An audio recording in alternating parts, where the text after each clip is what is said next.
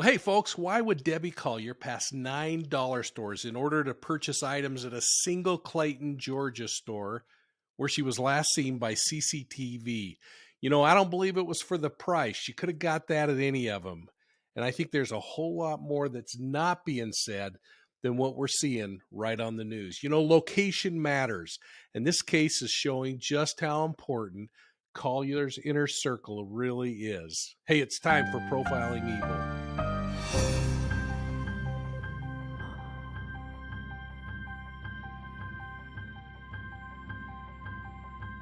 Well, hello, everybody, and welcome to Profiling Evil. And as we get started, take a moment, hit that like and subscribe button, and make sure you're getting all of our subscription videos so that you can check out everything new that's coming along.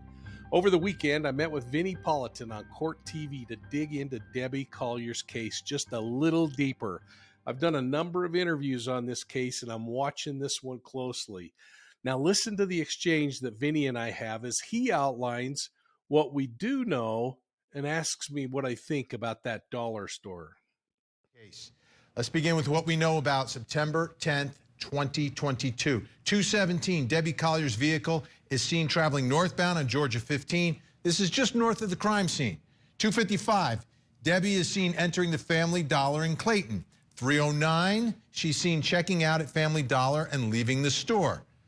3:09, she's in her car in the parking lot for about 10 minutes.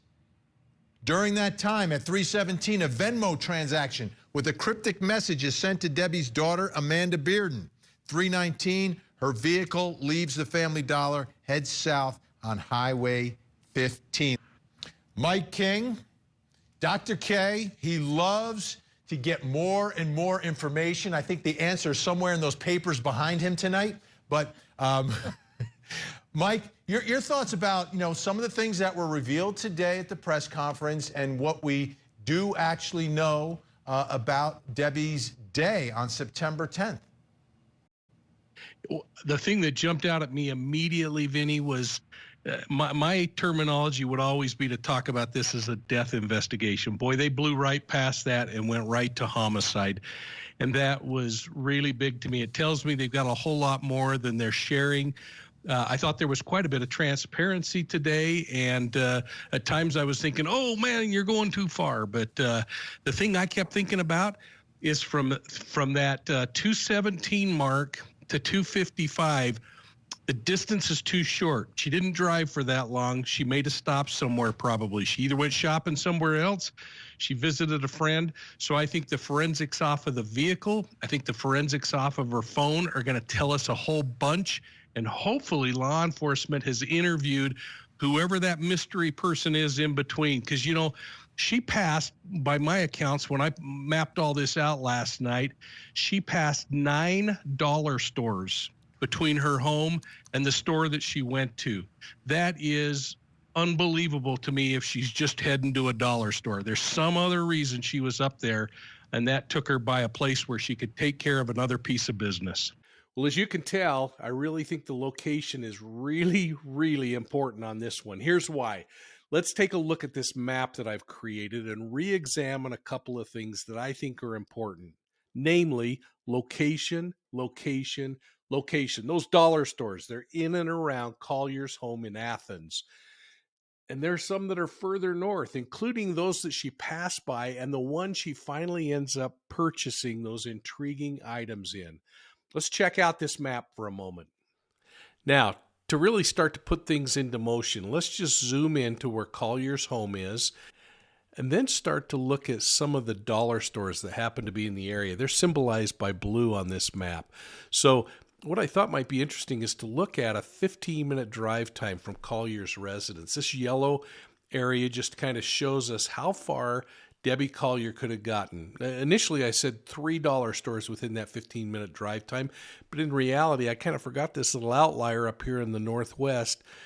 $4 stores, similar in nature to the Family Dollar that she went to, within a 15-minute drive time. If I extended that just 2 more minutes and made it a 17-minute drive time, Collier suddenly has $6 stores that are within that range where she could have driven. Now, down here is where the university plays ball, the Bulldogs, and that would have been one location that she potentially could have ended up at. Certainly, we know that her husband ended up there.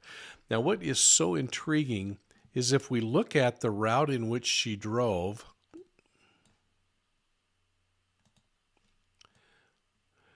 we can see that it makes its way on up and past the location where she was discovered. But here's really something kind of intriguing.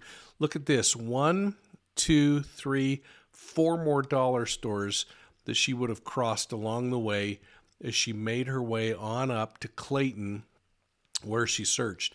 Now, based on that CCTV camera footage that we've seen of the car just north of the location where she was spotted, that's near Tallulah Falls, she was captured on CCTV. The timestamp there makes it possible for her to have driven about this distance right here around Collier in order to still make it back to the dollar store.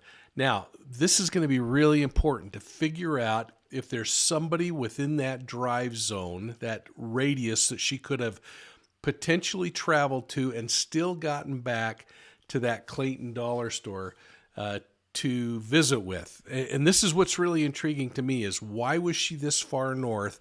There had to be a reason, either business related or she had a friend up in the area. But this is what's so troubling to me is if I go back and look at this entire theater now, I went online and looked at my friends over at Truth Finder. And by the way, folks, you can get a free discount code down below to try Truth Finder out if you're interested in it. But I went out and I looked at all of the associations that she had listed through Truth Finder. Those are indicated in black. You'll see all of those are south of the location, not only where her body was discovered, but the location where she had that 22 minutes of unobligated time to look at. So as we go back and start looking at the location where she's captured on CCTV at the dollar store, down to the location where she is eventually recovered, somewhere in this area, there's a whole lot of explaining left to do. And that's what I'm hoping the investigation will uncover as law enforcement continues to dig into this case. Well, as we continued our discussion on Court TV, our focus turned to a couple of other things, namely more things that we know. September 11th, Debbie's rental vehicle's located in that area of Georgia 15 and Victory Home Lane where she's recovered, just 15 minutes or so south of where she was seen in that dollar store. Now, those items that she appeared to be purchasing in the store seemed to be recovered at the crime scene, including the red tote bag, partially burnt blue tarp, and of course, Debbie's partially burned body. I also think we've seen some pictures, and I've seen them online, of some clothing that really resembles what she was wearing. So in my opinion, partially burnt clothing. Her cell phone and her purse were also located at the discovery site. And again, many people are calling this a crime scene, and I guess it makes sense since law enforcement says this case is a homicide. Now, before we go back and listen to my videos on the discussion that we had, I'd encourage you to check out videos I've made previously that talk about the difference between the three types of crime scenes: initial contact site, the crime scene itself, and there can be multiple, or the disposal site. Was this a disposal site, or was it the actual crime scene? That's going to be interesting. And by the way, is anybody bugging as much as I am about all the garbage that was left by law enforcement at the crime scene? I mean, there are gloves everywhere, and who knows what else. Why is the media recovering evidence? Of course, here are a couple of biggies that we know. Debbie Collier was last seen at the Family Dollar store some 70 miles north of her home. Everybody's asking the question of where her daughter, her husband, other significant others within that inner circle were located during all this. Those answers are starting to roll out, as well as continued discussion around that Venmo message. But listen in as I share a question that's kind of paramount on my mind as I talk with Vinnie Politan and the other experts who were on with me that night on Court TV. Mike King, which question do you want answered? I really like Jason's comment, and I think everybody wants to know what that darn autopsy report's going to come back like. It's going to tell us whether she inhaled an accelerant and a high temperatures. It's going to tell us whether she was deceased before she even ended up in that location. So we're going to figure out whether she was transported and that was a disposal site, or if it actually was a crime scene. But I'm really intrigued by her previous behaviors and kind of what she's done on other game days or when she's gone out in the woods with family to picnic or anything else. I just can't get over the fact that she's purchased some items that I think are pretty explainable. That tarp, if the weather's changing, and we certainly saw it raining the day after when her body's recovered. She bought a poncho for some reason, and was it because she was anticipating rain? Cell coverage is really good there, Vinny. From everything I can tell, we ought to be able to see where she was tracking before and during that event. And frankly, if what I heard earlier is you were reporting that the daughter said there's an iCloud account, we might even have some things like fall detections coming in. And that could be really interesting to see, because if she's being forced down a trail, there could be a number of tumbles along the way. And that's where we're going to see so much on the body. As far as we talked with Joe Scott the other night about the bottom of the feet being important. I'm really hung up on all the other forensics around this thing, because I think they're going to make this really a clear picture when it's all said and done. Well, as we wrap up this short segment on Debbie Collier's murder case, keep focused on the Venmo transfer and the inner circle. I think it's going to be really important, and all of it is going to be really backed up by location, location, location. It's going to play a huge role in solving this mystery. We have about 20 seconds, Mike. I'll give you the last word. You spot on. I think that's going to help us paint the picture. But you know what? There are interviews. As soon as they identify who she was visiting before she went to the dollar store, why she's going there, what's normal behavior, and what's behavior outside the norm. This is a low-risk victim, and the only thing that would change it is the circumstance and environment she threw into. Great job on this Friday night. So there you go, folks. How important do you think location's going to be in solving this case? Go back and watch my videos on victimology and crime scene locations. And please take a minute and enter your thoughts down below. Here's the question. Was Debbie Collier murdered by somebody close to her, or was she simply in the wrong place at the wrong time? And for those of you who might be holding out hope, is it possible this was an accident, even though law enforcement is saying, nope, this is a homicide? Take a moment, hit that like and subscribe button, and consider joining our channel memberships. My favorite is the Academy level, where you get all kinds of cool information to help you in your own sleuthing activities. You can catch those by going into our content list now and looking up the Academy. And then if you'd like to support us financially, which really helps us continue, folks, then you can go ahead and sign up and get those as they come out. Be the first to see them.